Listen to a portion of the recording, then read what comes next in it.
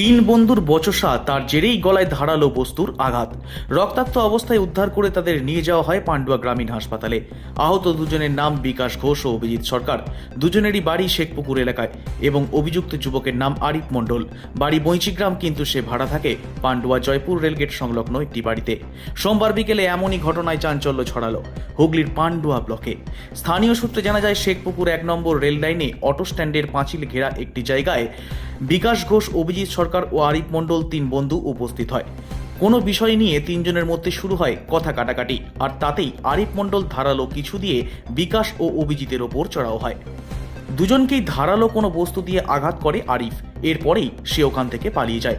চেঁচামেচিতে ঘটনাস্থলে উপস্থিত হয় স্থানীয় মানুষজন। তারাই রক্তাক্ত অবস্থায় দুজনকে উদ্ধার করে নিয়ে যায় পান্ডুয়া গ্রামীণ হাসপাতালে। আঘাতের ফলে বিকাশ ও অভিজিতের গলায় গুরুতর ক্ষতের সৃষ্টি হয় বলে জানা যায়।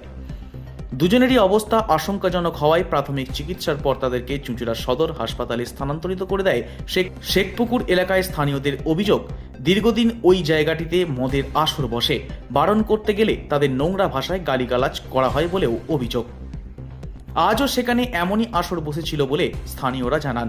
বিকাশ ও অভিজিতের পরিবারের পক্ষ থেকে পান্ডুয়া থানায় লিখিত অভিযোগ দায়ের করা হয় বলে জানা যায়। পুলিশ অভিযুক্ত আরিফ মণ্ডলকে ইতিমধ্যে গ্রেপ্তার করেছে। ইতিমধ্যে পুলিশ সমস্ত ঘটনার তদন্ত শুরু করেছে। তবে প্রশ্নচিহ্ন থেকেই যাচ্ছে, রাস্তার পাশে রেলের জায়গায় এই ধরনের যদি দিনের আলোয় এমন ঘটনা ঘটে, তাহলে সাধারণ মানুষের নিরাপত্তা থাকছে কোথায়?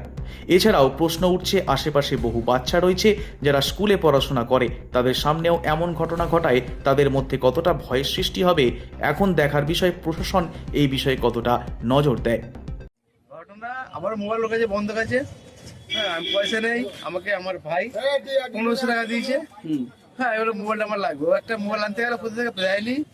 হ্যাঁ, আমি বললাম তাহলে মোবাইলটা আমাকে দিয়ে দে, ওই সন্ধ্যে বেলায় দেবো, ওইটুকুই ক্যাশ। তারপর যাই না। কি দিয়ে মারলো? আমাকে বোতল, মানে মদ ফদ খাওয়া হচ্ছিল? হ্যাঁ অবশ্যই। ওই মদের বোতল করে মেরে দিয়েছে? ও খাই চুলাই, আমরা খেয়েছিলাম কান্টি, ও চুলাই খাচ্ছিলাম। তার বাড়ি কোথায় যে মেরেছে? ওই ভাড়া থাকে এইখানে ফ্ল্যাটে। কোথায়? ওর বাড়ি হচ্ছে অরিজিনাল বইচি। বড় বলছি। হ্যাঁ, বড় বইচি। আর শ্বশুর বাড়ি হচ্ছে কানলা। আচ্ছা, কি নাম ওর? আরিফ। আচ্ছা, আরিফ। তোমরা কি তিনজন একসঙ্গে ছিলে? না, ও আলাদা ছিল, আমরা তিনজন আলাদা ছিলাম। আমরা এ আর আমি, আমরা একটা, ও নয়, ও আলাদা, ও আলাদা। থানায় কি অভিযোগ করলে? হ্যাঁ, করেছি। কথা করতে করতে মদ খাচ্ছিল, এরকম হচ্ছিল, দিয়ে ওকে বললো যে এটা করতে ওইটা করতে, দিয়ে পয়সা দিল। আমি 1500 বের করে দিল পকেট থেকে। দিয়ে বললো মোবাইলটা নেবো। এই মোবাইলটা নিয়ে তো 1500 নিয়ে নে, পয়সা দিয়ে দিলাম, ক্যাশ পয়সা দিয়ে। ওই করতে করতে এটা কী হলো আমি বুঝতেই পারলাম না। আমি নিজে আমার এরকম টর্চার একে মেরেছে আমি দেখিনি। না, ওকে কি যে মেরে সাবল দিয়ে, আমাকে সাবল দিয়ে?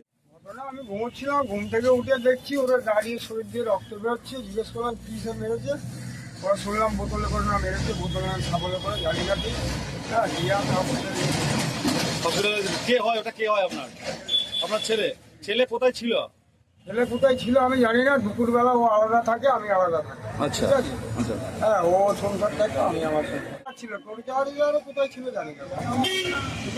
ছেলে কোথায় লেগেছে? কোথায়? এইখানে মানে পুরো কি কেটে গেছে? আচ্ছা। নাকি ও বন্ধক দিয়েছিল, যাকে কেটে দিয়েছে। তার বাড়ি কোথায়? ওই সুনান গ্রাম। আচ্ছা। দিয়ে মোবাইল নিয়ে কেটে দিয়েছে। দিয়ে ও বলছে তাহলে এক কাজ করো, আমি মোবাইলটা তোমার কাছে বন্ধক দিয়েছি, আমি 1500 টাকায় 1200 টাকায় বন্ধক দিয়েছি। ও বললো আমায় 300 টাকা সুদ দিতে হবে। তো 1500 টাকা দিল, বললো না তোমার 300 টাকা দিয়ে এবার কি করেছে, বলছে আমি এখন মোবাইল ফেরত দেবো না, আমার কাছে এখন আপাতত মোবাইল নেই, তাহলে আমি কি চালাবো।